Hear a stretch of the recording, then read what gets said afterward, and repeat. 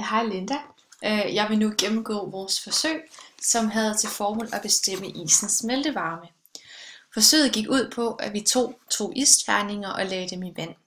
Herefter omrørte vi indtil isterningerne var smeltet. Temperaturen og massen måles både før og efter forsøget.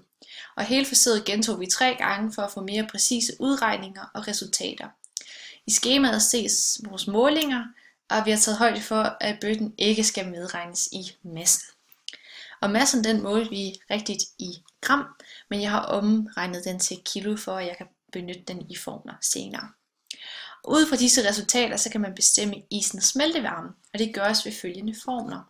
E modtaget, altså den energi, der modtages, er lige med massen af isen gange isens smeltevarme plus massen af isen gange vandspecifikke varmekapacitet gange parentes temperaturen til slut minus 0 grader Celsius parentes slut.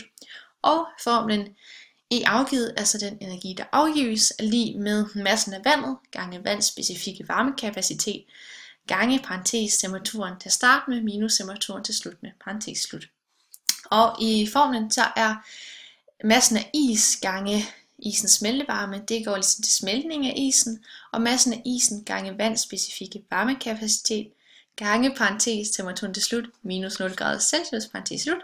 Det går til opvarmning af vandet fra 0 grader til sluttemperaturen, som vandet har til sidst. Derved så kan man stille formen op på den her måde. E modtaget er lige med E smelte plus E opvarmning, altså den energi, der modtages, den er lige med energien, der bruges til at smelte, plus energien, der bruges til at opvarme. Og vi vil få et tredje led, hvis vi ikke havde haft en isterning på 0 grader.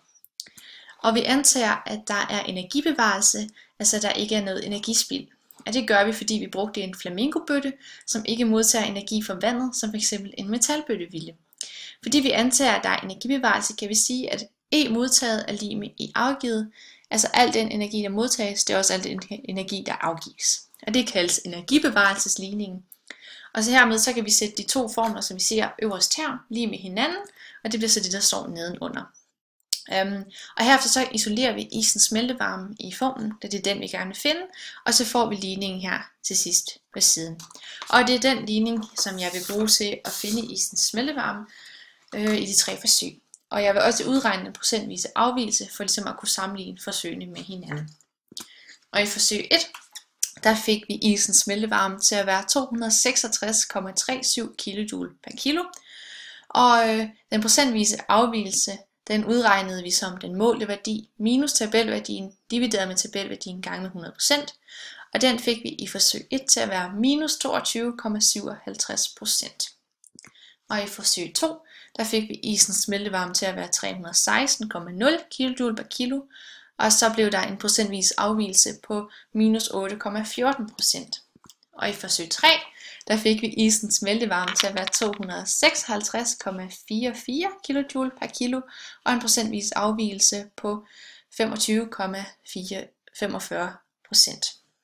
Og hvis man sammenligner de her tal, som står i tabellen her øverst, så kan man se, at vi er kommet klart tættest på den rigtige smeltevarme for is i forsøg 2, og vi kan også se, at vores forsøg de varierer en del. Og vi kan også se, at der i alle forsøgene skulle bruges mindre energi til at smelte isen, end der skal til i virkeligheden.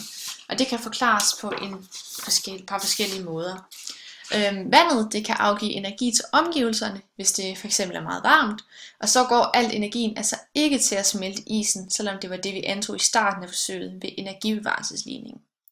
Derudover så benyttede vi os af en ikke særlig præcis metode til at bestemme, hvornår isterningen var præcis 0 grader Celsius. Vi tog isterningerne, og så vurderede vi, hvornår de var begyndt at smelte, altså hvornår de var begyndt at blive en smule våde på siderne. Og det gjorde vi, fordi at frysepunktet for is er 0 grader Celsius. Men fordi isterningerne lå ude og ikke i en fryser under forsøget, så er de naturligt begyndt at tage energi fra omgivelserne og smelte. Derved så var isterningerne altså ikke præcis 0 grader Celsius, da vi lavede forsøgene. Det betyder for vores forsøg, at isterningerne allerede var begyndt at smelte, og derved så skal der altså ikke lige så meget energi til at smelte dem, som der burde. Og man kan også sige, at vi ved at røre rundt i vandet med isterningen tilfører dem kinetisk energi, men denne er minimal og burde ikke spille en rolle. Og man kan perspektivere til mange ting omkring isens smeltevarme. For eksempel så kan man bruge isens smeltevarme til at bestemme, hvor meget energi der skal til for at tørre f.eks. kød eller suppe op til aftensmaden. Hvis man har lavet en lækker suppe, som man gerne vil varme op, så tilfører man den jo energi. Og hvis man kender isens smeltevarme, så ved man ligesom, hvor meget energi der skal til, for at man kan tø den op. Og det var alt, jeg havde at sige. Hej hej Linda!